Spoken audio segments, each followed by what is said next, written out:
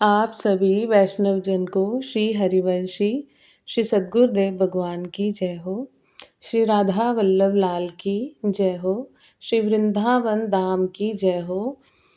आप सभी संतों रसिकों प्रेमियों की जय हो। आज हम महाराष्ट्र की कृपा से गुरु चरणों के बल, गुरु चरणों के आश्रित से अल और कुल जी की कथा का आपस में चर्चा करने का प्रयास करेंगे। अल और कुल जी दोनों भाई थे। ये किसी रजवाड़े में रहते थे और दोनों भाई भगवान के परम भक्त थे। कुल जी बड़े भाई थे। इन्होंने मांस मदिरा सब त्याग रखा था और परम भगवत भक्त तथा वैरागी थे। अल जी छोटे भाई थे। यह मांस मदिरा का सेवन करते थे किंतु बड़े भाई के आज्ञाकारी थे तथा बहुधा राजाओं की बड़ाई संबंधित कवित रचना किया करते थे। एक दिन बड़े भाई ने कहा, ये शरीर नाशवान है, मनुष्य योनि बड़ी कठिनता से मिलती है, इसलिए चलो भाई द्वारिका जी में चलकर भगवान का दर्शन करें। अनंतर दोनों भाई ये विचार कर द्वारिका जी को प्रस्थान कर गए। वहां जाकर दोनों भाइयों ने भगवान रणछोड़ जी के दर्शन किए तथा बड़े भाई ने अपने बनाए हुए भगवत संबंधी दो चार कवित भगवान की भेंट किए। अल जी उस समय बड़े लज्जित हुए। इस प्रकार मौन साधकर एक तरफ होकर बैठ गए। तब भगवान को इन पर बड़ी दया आई और अपनी निजी माला गले से उतारकर अल जी को देने के लिए पुजारी जी को आज्ञा दे दी। पुजारी जी जब भगवान की आज्ञा अनुसार अल जी को माला देने लगे तो अल जी ने कहा कि मुझे सरीखे पापी मनुष्य को इस माला को पहनाने का अधिकार नहीं है। इसके सच्चे अधिकारी तो कुल जी हैं। यह माला आप उन्हीं को दे दीजिएगा। तब पुजारी जी ने कहा कि यहाँ पर बड़े और छोटे का सवाल ही नहीं है, यहाँ तो प्रेम और भक्ति की परीक्षा होती है। भगवान की आज्ञा का उल्लंघन नहीं कर सकते हैं। यह कहकर पुजारी जी ने माला अल जी के गले में डाल दी। कुल जी अपना इतना अपमान ना सह सके और समुद्र में जाकर कूद पड़े। किंतु भगवान की महिमा विलक्षण है। समुद्र में भी आपको पृथ्वी और मार्ग दिखाई दिया।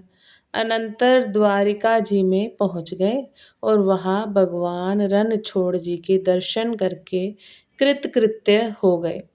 जब भोजन करने का समय आया तो भगवान ने कहा कि हे भक्त श्रेष्ठ, भोजन के दो थाल परोसना। अल्ल जी ने पूछा कि हे नाथ, आप दो थाल किस कारण से परसवा रहे हो?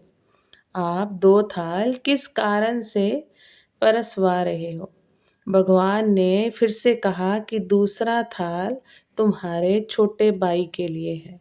कुल जी को ये जानकर, ये सुनकर बड़ी ही वेदना होने लगी और ये भोजन उनको विष के समान प्रतीत होने लगा।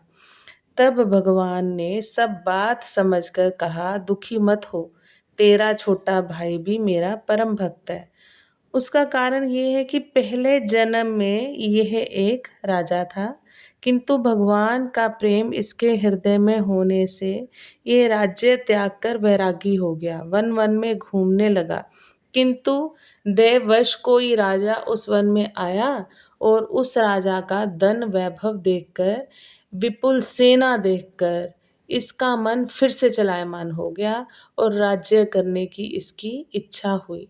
उसी पाप के कारण इसको ये देह मिली है। अब वह तुम्हारे वियोग से बड़ा दुखी है। तुम शीघ्र जाओ, उसको ढांढस दो। तब कुल जी महाप्रसाद लेकर अपने डेरे पर वापस आए, किंतु अल जी वहां नहीं मिले। तब वह बड़े चिंतित हुए और इधर उधर सबसे पूछने लगे कि मेरा भाई अल जी कहीं किसी ने देखा है तो बता दो। किसी ने कह दिया कि अल जी तो घर की तरफ, ये कहकर चले गए कि तब ये घर की तरफ चलने लगे।